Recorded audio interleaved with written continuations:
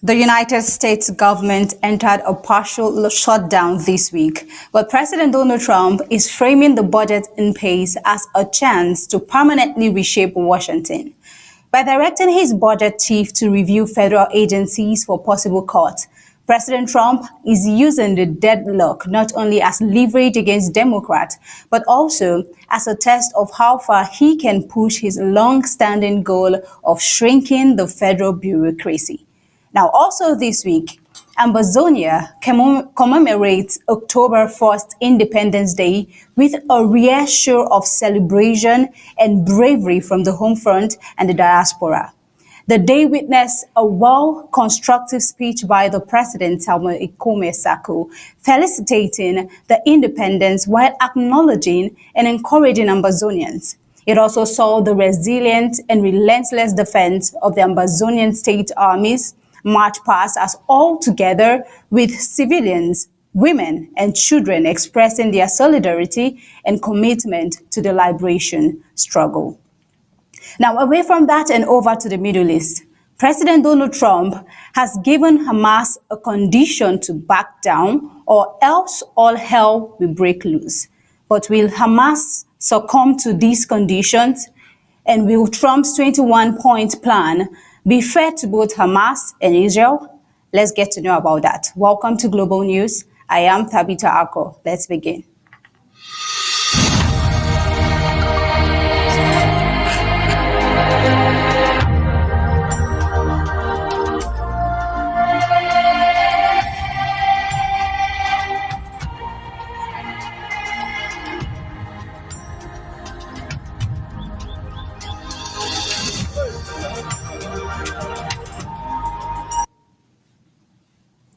United States President Donald Trump on Friday urged Israel to immediately halt its bombing campaign in Gaza after Hamas said it had agreed to release hostages and accept part of a United States plan to end the 2-year-old conflict. Let's take a look. Taxes. These guys, they campaign on raising your taxes, but they want to raise taxes very substantially. The one thing they're concerned about, look, Republicans have total control of Washington. Guys. I want to thank the countries that helped me put this together. Qatar, Turkey, Saudi Arabia, Egypt, Jordan, and so many others. So many people fought so hard. This is a big day. We'll see how it all turns out. We have to get the final word down and concrete. Very importantly, I look forward to having the hostages come home to their parents and having some of the hostages, unfortunately, you know the condition they're in, come home likewise to their parents, because their parents wanted them just as much as though that young man or young woman were alive. Come to a part of the U.S. peace plan. Meanwhile, we see that the Israeli government said it was preparing for the first stage of the plan, focused on the release of hostages held by Hamas.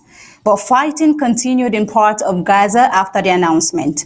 Residents reported renewed strikes in Gaza City and Khan Yunis within hours of Trump's call for a ceasefire. The development marks the first sign of movement toward a potential truce since the latest round of U.S. brokered talks began. However, we see that court disputes, including Hamas disarmament and the timeline for Israel's military withdrawal, remains unresolved. Trump's 21-point plan outlines an immediate ceasefire, a full exchange of hostages for Palestinian prisoners, a staged Israeli withdrawal, and the introduction of a transitional international administration to govern Gaza. Hamas accepted the principle of a prisoner exchange and expressed readiness to hand over the territory's administration to a Palestinian body of independence, but stopped short of agreeing to disarm or allow a phased Israeli pullout. Now, this is Hamas takes right here. But then Israeli Prime Minister Benjamin Netanyahu's office said Israel would work with Washington to implement the plan in accordance with Israel's principles, also signaling alignment with U.S. efforts, but without confirming a halt to air operations. We see that the situation underscores a central question for mediators. Can either side sustain a ceasefire while fundamental issues of security and governance remain unsettled, like we are seeing right here, right after President Trump's announcement? Prime Minister Benjamin Netanyahu was still bombing Gaza. Now we see that Hamas' acceptance of partial terms follows Trump's warning earlier in the week that grave consequences would follow if the group rejected the proposal by Sunday. Israeli media reported that the military had received instructions to prepare for implementation of the plan's initial phase, though operations on the ground have continued. Israel launched its offensive in Gaza after the Hamas-led attack of October 7, 2023 that killed about 1,200 people and resulted in 251 hostages being taken into Gaza. Israel says 48 hostages remain, while Gaza health authorities report more than 66,000 deaths since the conflict began.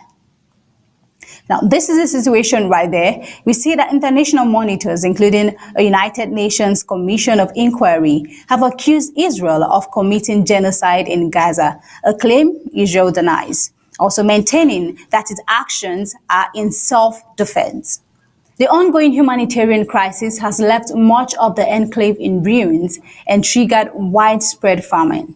Qatar said it had begun coordinating with Egypt and the United States to advance talks on Trump's proposal. Diplomats said progress will depend on whether both sides can compromise on security guarantees and the future governance of Gaza. But who else? Who would be compromising on this situation? With political pressure mounting on both Netanyahu and Hamas, analysts warn that a breakdown in the plan would trigger renewed escalation. Whether Trump's initiative can bridge entrenched mistrust may be determined if Gaza's latest ceasefire attempt becomes a turning point or another short-lived pause in a prolonged conflict. Now, this is what is happening right here in the Middle East. But as the news unfolds, we'll definitely bring you up to speed with more details regarding that.